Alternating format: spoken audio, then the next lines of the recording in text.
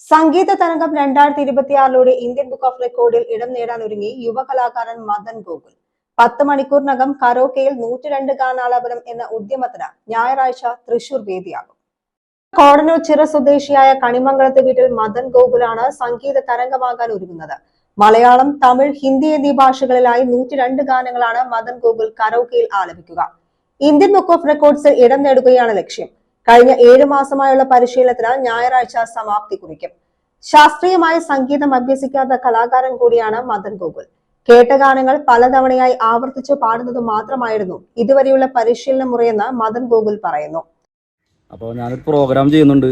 അതായത് ഏപ്രിൽ 19 തൃശ്ശൂർ കേരള സാഹിത്യ അക്കാദമി ഓഡിറ്റോറിയത്തിൽ വെച്ചിട്ട് ഒരു 10 മണിക്കൂർ സമയപരിധിക്കുള്ളിൽ ഒരു 101 പാട്ട് ഒറ്റയ്ക്ക് നിന്ന് പാടി എത്തിക്കാനുള്ളൊരു ശ്രമം നടത്തുന്നുണ്ട്. അപ്പോൾ എല്ലാവരും ഈ പ്രോഗ്രാം കാണാൻ വരണം.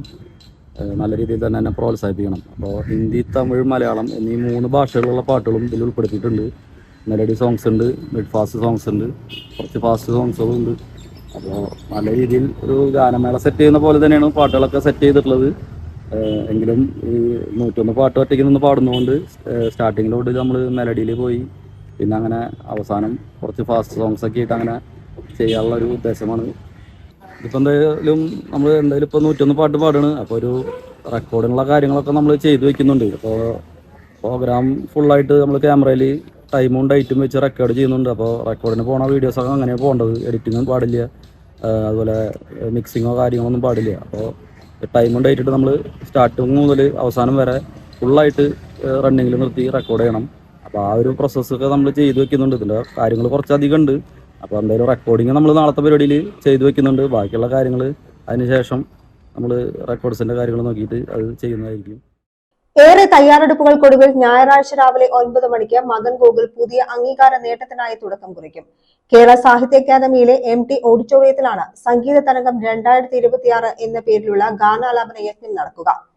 രാവിലെ 9 മണിക്ക് ആരംഭിക്കുന്ന പരിപാടി 10 മണിക്കൂർ പിന്നിട്ട് രാത്രി 7:30 സമാപിക്കും. 102 ഗാനങ്ങൾ ആലപിക്കുന്നതിൽ ഓരോ ഗാനങ്ങൾക്ക് ശേഷവും 15 സെക്കൻഡ് വീതം സമയമാണ് ഇടവേള ലഭിക്കുക. ഉച്ചയ്ക്ക് ഭക്ഷണത്തിനും വിശ്രമത്തിനുമായി ആവശ്യമെങ്കിൽ 15 മിനിറ്റ് സമയം പ്രയോജനപ്പെടുത്താം. പരിപാടിയുടെ ഓഡിയോ വീഡിയോ ദൃശ്യങ്ങൾ പൂർണ്ണമായും റെക്കോർഡ് ചെയ്തതിന്റെ എഡിറ്റ് ചെയ്യാത്ത ഭാഗം ഇന്ത്യൻ ബുക്ക് ഓഫ് റെക്കോർഡ്സ് അധികൃതർക്ക് അയച്ചു കൊടുക്കും. ഇത് വിദഗ്ധ സമിതി പരിശോധിച്ചാകും അംഗീകാരം നൽകുക. 3 ഭാഷകളിൽ നിന്ന് തെരഞ്ഞെടുത്ത 102 ഗാനങ്ങളിൽ 1970 അടക്കമുള്ള ഗാനങ്ങളുമുണ്ട്. മയിൽപീലി എന്ന ഭക്തിഗാന സമാഹാരത്തിൽ യേശുദാസ് ആലപിച്ച നീ എന്നെ ഗായകനാക്കി ഗുരുവായൂരപ്പ എന്ന ഗാനമാണ് മദൻ ഗോകുൽ ആദ്യം ആലപിക്കുക.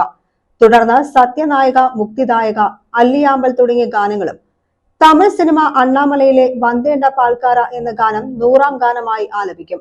തുടർന്ന് നരൻ സിനിമയിലെ വേൽമുരുക, തമിഴിലെ എങ്കേയും എപ്പോതും, സംഗീതം സന്തോഷം എന്ന ഗാനങ്ങളിലൂടെ സംഗീത തരംഗം 2026 പൂർത്തിയാക്കും.